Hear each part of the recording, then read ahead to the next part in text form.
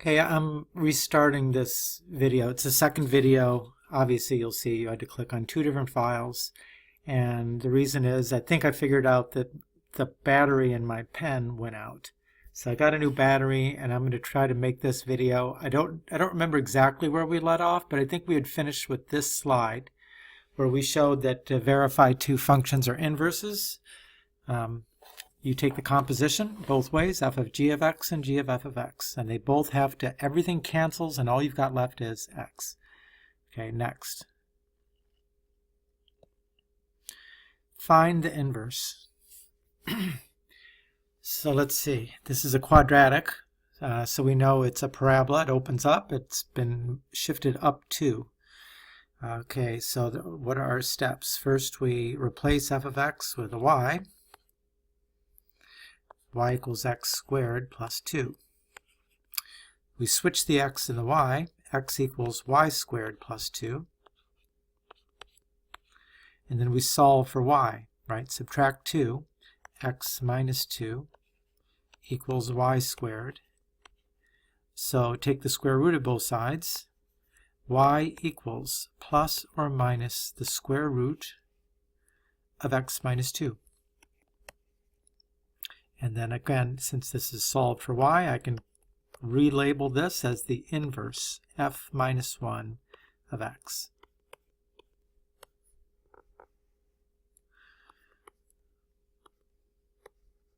Okay, so that's the inverse.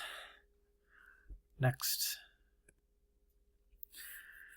So if this is the inverse, like we said at the beginning, it should be the case that I can plug in a value for x in the function. So for example, f of 1 equals 3.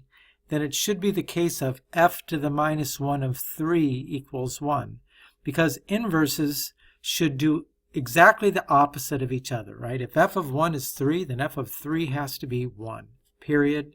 Nothing else is acceptable. But notice that because the inverse is plus or minus, that actually it's not just going to be 1, it's going to be 1 or negative 1. And that means that these functions actually are not inverses. Even though we did everything, those are the steps that you take to find an inverse. But that does not make them inverses. Okay, let's look at their graphs.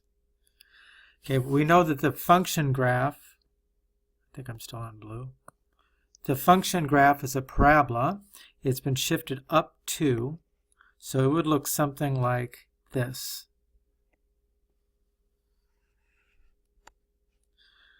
And on the left, right, symmetric.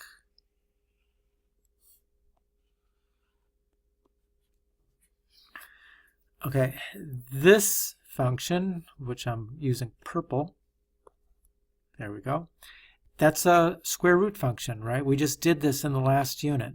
The square root function has a, the parent function starts at 0, 0, goes off into the first quadrant. This one, because of the minus 2 inside, has been shifted 2 to the right. But it's got two parts to it, right? It's got the plus and the minus. The plus means that it'll go up. The minus means that it'll be flipped across the x-axis. So now we've got essentially what is a parabola that's opening to the right.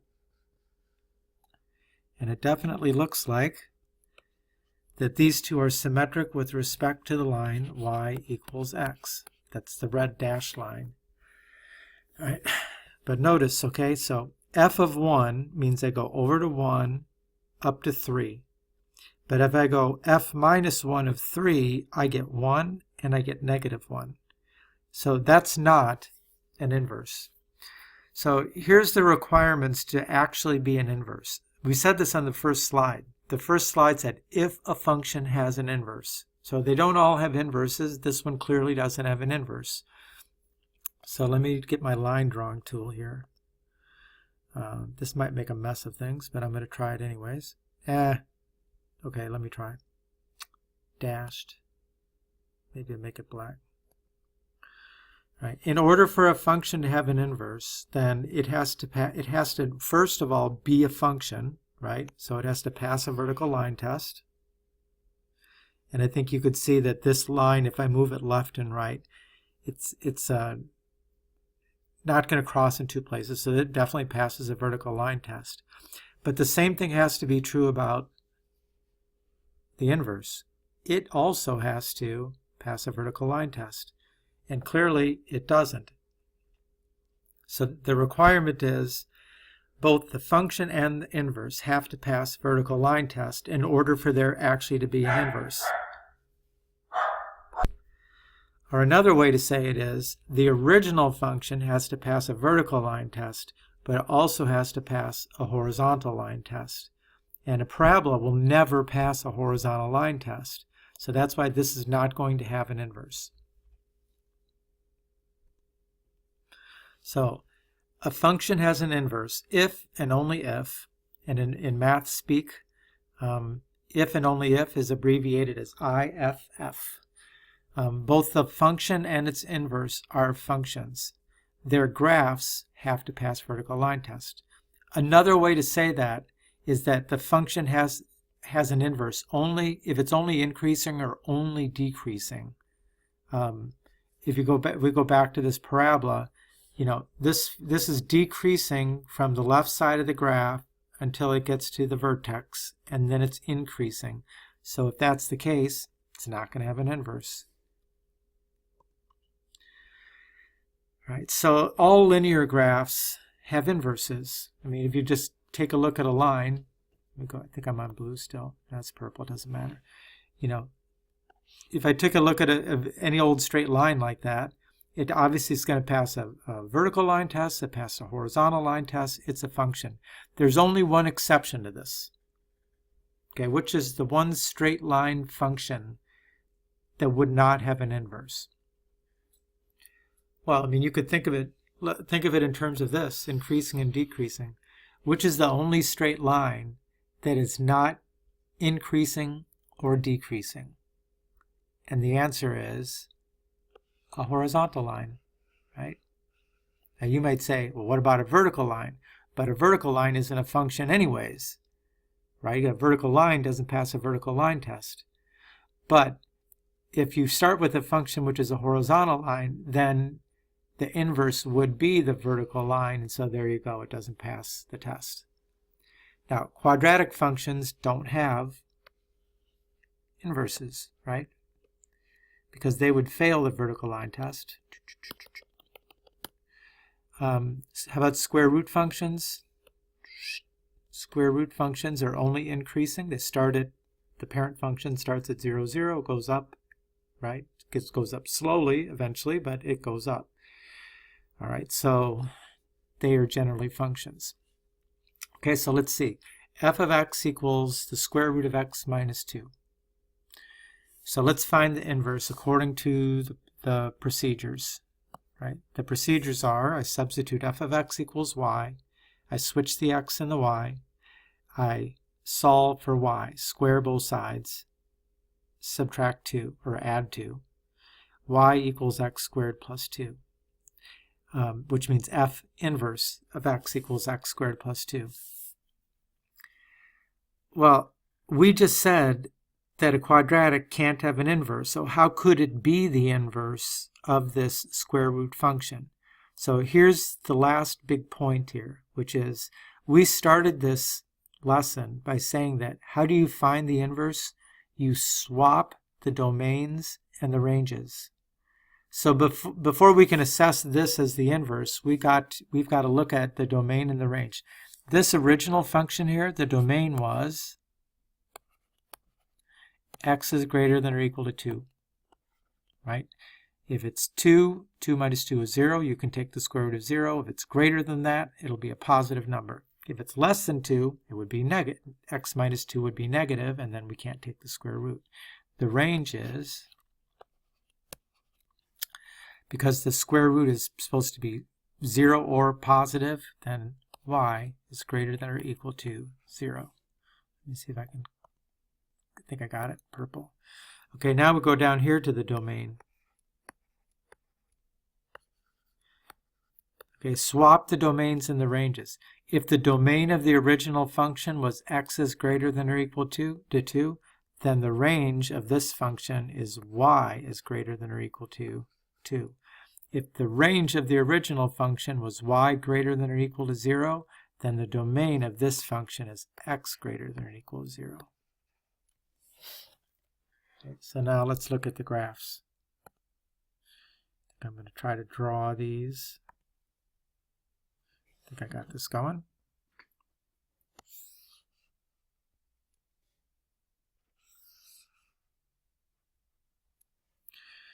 And back to the pen. So we're going to go 1, 2, 3, 4, 5, 6. 1, 2, 3, 4, 5, 6. So let me graph the original function. Blue. Good. The square root of x minus 2 is this shape. It's the square root function. Move 2 to the right. Which has, again, the domain is x greater than or equal to 2. The range is y greater than or equal to 0. But now I know if I graph this parabola, the parabola is going to go up. Oops, let me change to purple. The parabola is going to go up and to the right. It's also going to go up and to the left. But remember, the domain of this thing is x greater than or equal to 0. And that part to the left on the parabola, the x is less than 0 for that. So in fact, when we do the inverse, it does not include that piece. It only includes the piece to the right. So now, does it look like those might be flips across the line y equals x? And the answer is yes, that does. They look like they could be mirror images, except for my drawing. I mean, it looks pretty much like that would work. So the bottom line is, sometimes it's necessary to limit the domains of functions in order to have an inverse. And you know, we started this lesson, I showed you the sine inverse, a function that you've used before. Okay, but the sine function, if I was going to actually draw the sine function, that was a terrible line.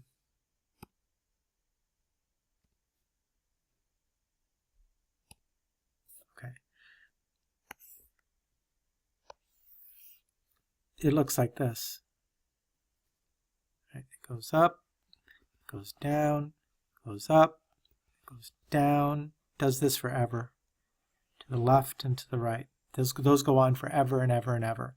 It's kind of a crappy graph, but I mean, you would have to look at that and say, that wouldn't pass a horizontal line test. So how is it that we have a sine -1 button on the calculator when the sine itself clearly wouldn't pass a horizontal line test? And the answer is because we limit the domain of the sine function for the purpose of making the inverse.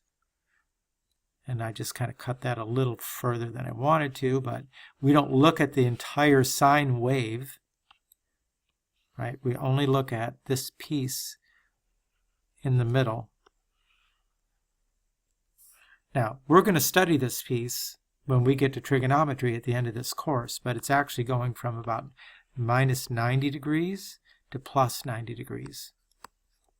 If you only consider the sine function between those two, between that interval of the domain, then it has an inverse. And that's why you've got a sine -1 button on the calculator. Okay, so find the inverse. And notice now this time it's giving us this domain statement. And you know, I didn't always say this in the last lesson when we were talking about compositions and domains and all this stuff. I kept writing down domain, and then we would say the domain, and range, we would say the range. But when they give you a function and then it says comma, x is greater than or equal to -3, that's the domain statement. That's saying graph this thing, but only for x values greater than -3. Okay, so find the inverse. Y equals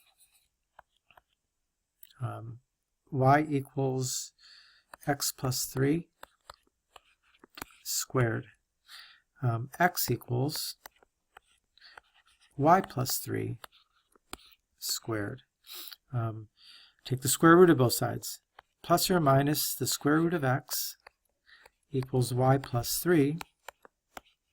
So y equals negative 3 plus or minus the square root of x.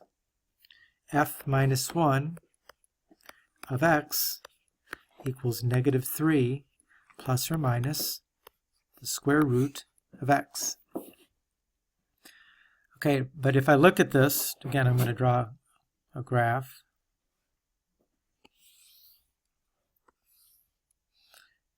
One, two, three. 1, 2, 3, 4.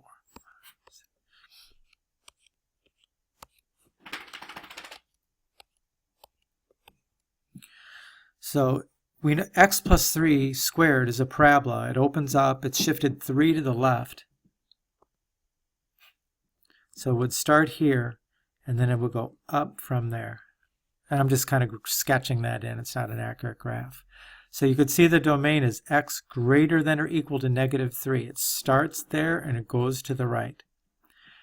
Now when I look at the inverse is the square root function. The square root function, which we know goes up and from the 0, 0 up and to the right, but it's shifted down 3. 1, 2, 3, down 3. So it will start here. Now the plus branch of this thing goes up and to the right. The minus branch would go down and to the left. But look at it this way. This thing has a domain. This is a domain of the function. So this one has to have a range of y is greater than or equal to negative 3. Well, that would only be the top half of this. It would not include the minus. So in fact, we should go back here and say, take that minus off. It's just going to be the plus branch. And if that's all I'm looking at, then certainly it looks like it there flips across the line y equals x.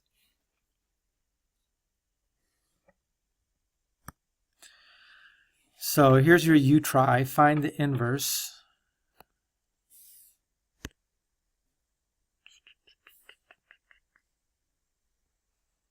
Find the inverse. So go ahead and hit pause, and when you come back, I will have already done this whole thing. Okay.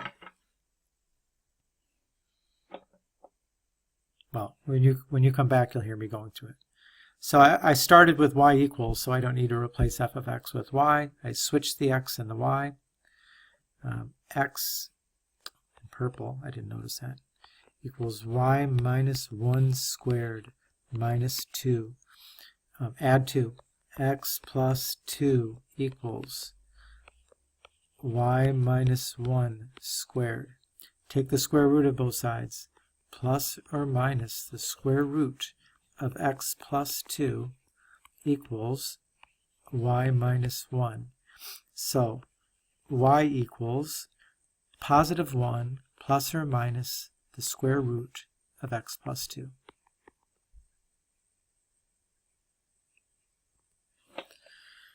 Okay, now we had a domain of x greater than or equal to negative 1, right? This is a parabola. It shifted 1 to the right and 2 down, so that'll look like